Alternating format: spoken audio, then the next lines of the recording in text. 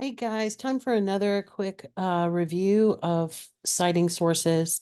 I've been looking over the papers that I've gotten so far for the comparison contrast, and some of you have clearly made an effort to learn from the exemplification essay and to create a bibliography along with using internal citations. However, I still have quite a few that don't have any internal citations at all, or that are very, very limited. And a couple of folks have been using a completely different system, APA style documentation, which we have not learned or covered, which sends up a major red flag. So I'm going to show you again how to um, have a good foundation towards your documentation. The best way that you can start by having good documentation is to do your works cited page before you even start writing the paper. So as you're finding potential sources, you want to create your Word document and you want to put those citations on the works cited page. Now, some of those citations will be given to you. The first one on this list, for example, is from a library database. And all of the sources that you get from the library are going to have a citation that you can use. You want to make sure you're choosing MLA and not APA. And you may have to do some fixing to it. I did have to fix one thing on this particular one, which was that the title was not fully, the title of the article was not fully capitalized. And so I did have to fix that, but otherwise it was fine. You'll notice that there are titles in both of these that have quotation marks, and there are titles in both of these that have italics. And so I'm going to talk a little bit more about that as well. So I have an article here from the database. That's the first one. You'll notice that it is alphabetized by the word Christmas and not the. And then Tom Tapp is the second article, which I think I have shown you in a previous sample. So these are both full citations for MLA sources. The first one from the library and the second one from a website. But the pieces of a citation are going to be similar, and so I wanted to go over that with you. First order of business is typically the author. The second one has an author, the first one does not. If you don't have an author, you skip it and you go to what would normally come next. So the author, if we have one, always comes first. The second item is going to be the most specific title. So for example, if you're looking at a website such as this one, Deadline, the website title is not the most specific title, the article title or the page title in this case, and that's the one that gets quotation marks. Now, the one for Tom Tapp actually also contains movie titles, Sorcerer's Stone, Deathly Hallows, and Fantastic Beasts. So those are in italics along with the website title. So in the one without an author, we just don't have the first piece, but we do have the article title or specific work title.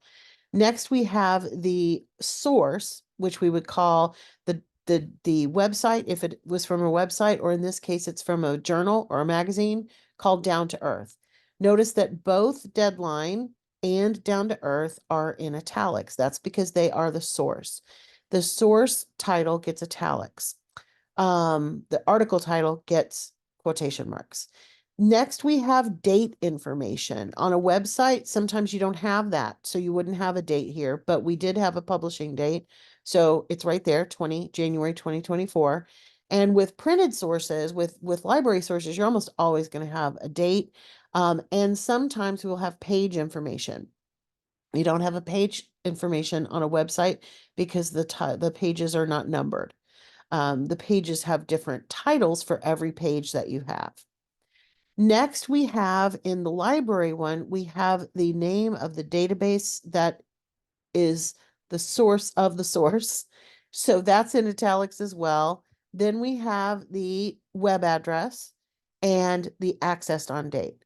So in the website one, we don't have a database title because there isn't one. But we just skip that and we go straight to the URL. If you are citing sources on the internet, which again should be the minority of the sources that you're using, but you will probably use websites, you want to use a reputable source for creating your source citation.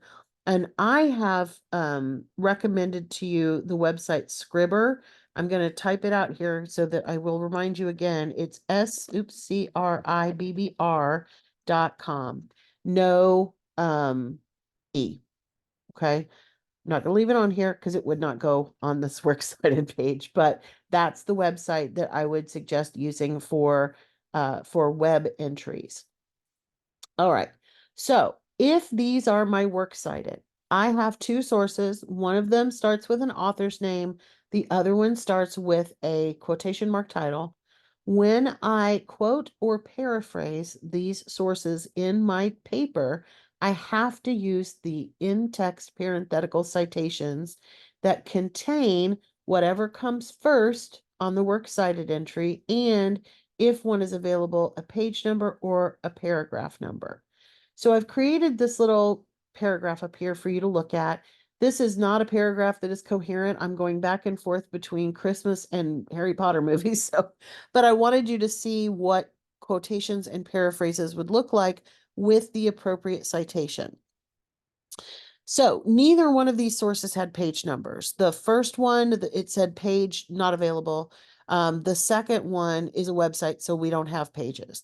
We can, however, use what are paragraph numbers, which we would designate by PAR period and the number. If you use paragraph numbers for the source, you have to use them every single time you cite that source. If you have no page numbers and it's super long, then you're probably just going to use that first piece. In the case of TAP, it's going to be TAP. In the case of this Christmas, the Christmas, et cetera, we're going to use a short version of that title. It's still going to have quotation marks in it. So let's take a look at what this looks like in the text. One vital thing to remember about traditions is that different cultures may celebrate differently. Even families with similar backgrounds may have very different traditions. This is not a direct quote, so this is a paraphrase, and it came from this source, the Christmas in quotation marks, and I did use paragraph numbers. It was a short article, paragraph 5. Movies often bring people together. There's no citation in this sentence because it's the opinion. It's me setting it up. In addition to reading the books, many members of the same generation view the Harry Potter collection as the foundation of their childhoods. Again, this is now a direct quotation. I have not named TAP in the sentence, and I'm going to put TAP in quotation marks. According to Deadline, this is the name of the website. This is not the name that came first, or not the website. Oh, except I got that backwards. What was the name of that one? Let me fix that. So, because I'm going to send this to you. Down to Earth. According to down to, I can't spell today. There we go. The tree, again, a quote, the tree is probably the most persistent Christmas symbol in American tradition. And again, I've got the Christmas in quotation marks and paragraph 2. Finally, a paraphrase from TAP. TAP argues that viewing the Harry Potter movies in order is essential to understanding them. Notice, even though I said TAP's name, I'm going to say it again because I need that parenthetical citation. They are never optional. Okay? I don't know how else to reiterate it, but hopefully this time it sticks. We'll see. Take care, everybody.